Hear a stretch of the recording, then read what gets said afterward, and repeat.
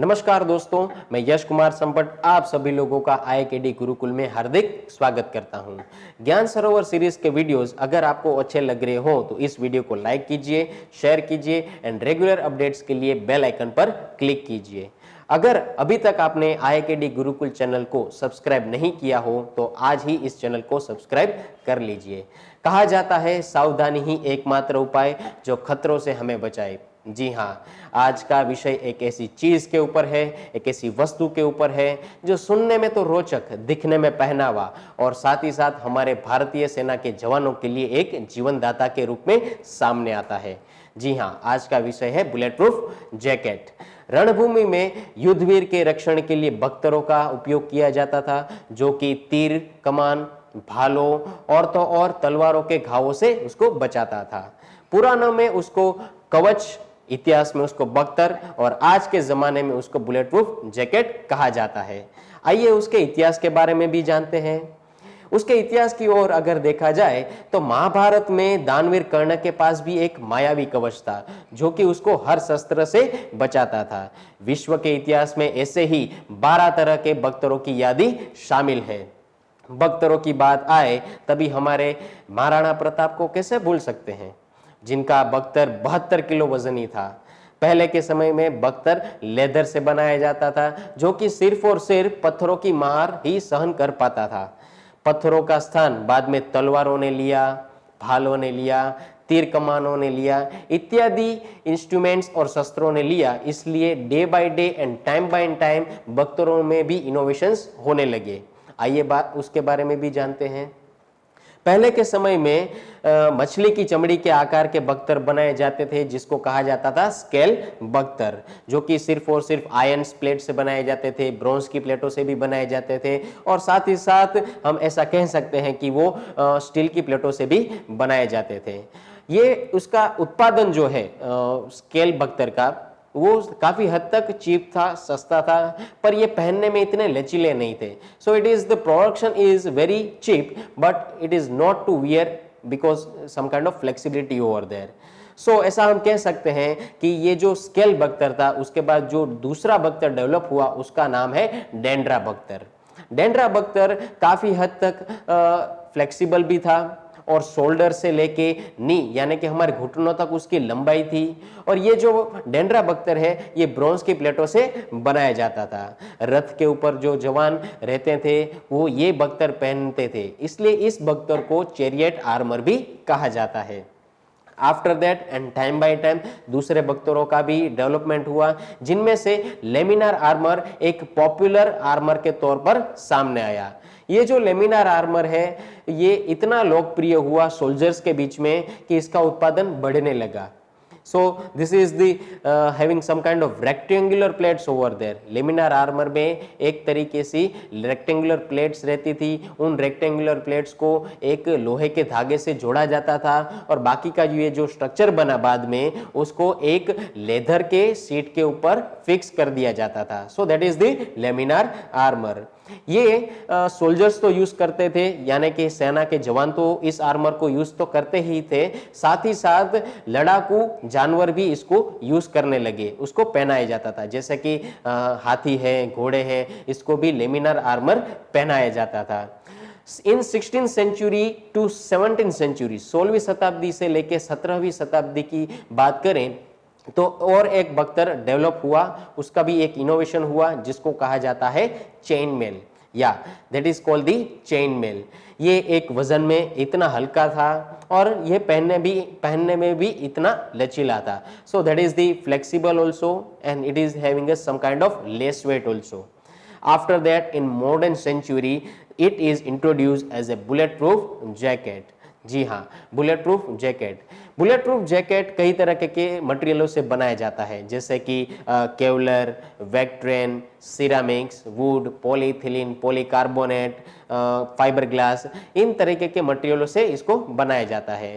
अभी के ज़माने में केवलर सबसे ज़्यादा यूज़ होता है क्योंकि वो एक तो वजन में भी इतना हल्का है और साथ ही साथ उसकी जो ताकत है, उसकी मजबूताई है, वो स्टील की कंपैरिजन करे उसके साथ तो 5 गुना उसकी ज़्यादा ताकत है, ज़्यादा मजबूताई है।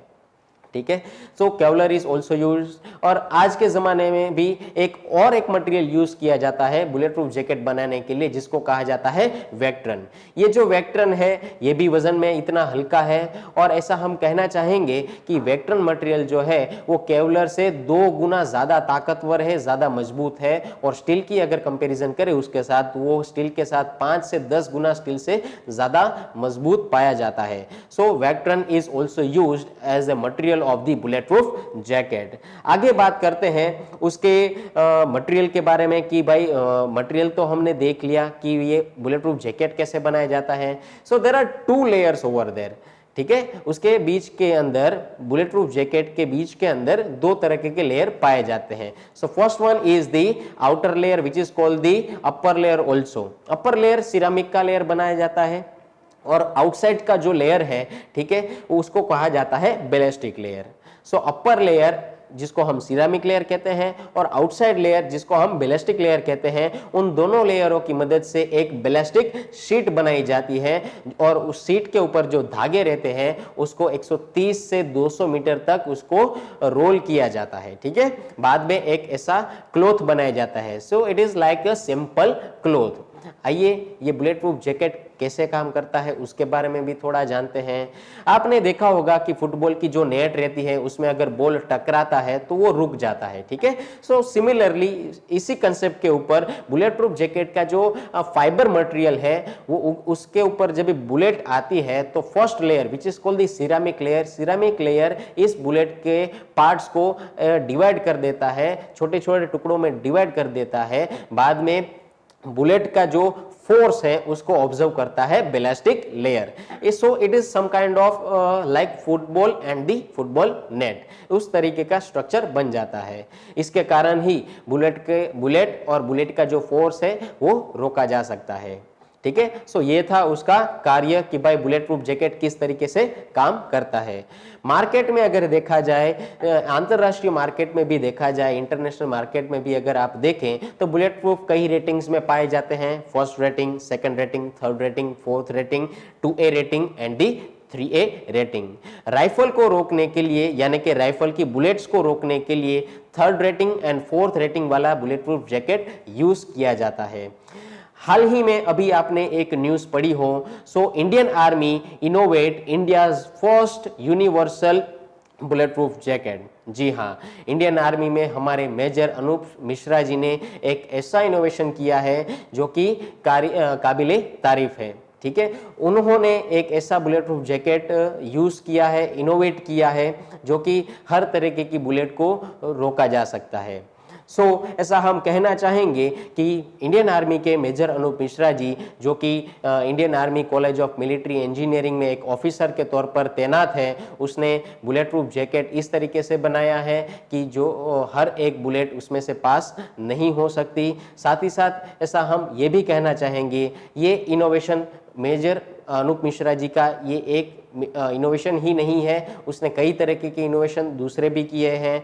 फरवरी 2020 की अगर बात करें तो उसने इस तरीके का बैलिस्टिक हेलमेट इनोवेट किया है जो कि स्नाइपर राइफल्स को भी रोक सकता है, ठीक है। So it is also called the full body armour which is called the bullet proof jacket. So आइए अगर उसके बारे में बात करें, मेजर अनूप मिश्रा जी ने ये बुलेट प्रूफ जैकेट भी इनोवेट किया, बैलिस्टिक हेलमेट भी इनोवेट किया था, जिसको हम कहते हैं फुल बॉडी प्रोटेक्शन आर्मर, ठीक है। सो आइए उसके बारे में अगर बात करें तो MES यानी कि मिलिट्री इंजीनियरिंग सर्विस। अगर आप उसमें दाखिल होना चाहते हैं मिलिट्री इंजीनियरिंग सर्विस के अंदर, तो कैसे हम दाखिल हो सकते हैं? तो यूपीएससी की एक एग्जाम आती है जिसको कहा जाता है MES। आपको उसको क्लियर करके मिलिट्री इंजीनियरिंग सर्विस में आप दाखिल हो सकते हैं, आप उसकी रिक्रूटमेंट प्रोसेस में दाखिल हो सकते हैं।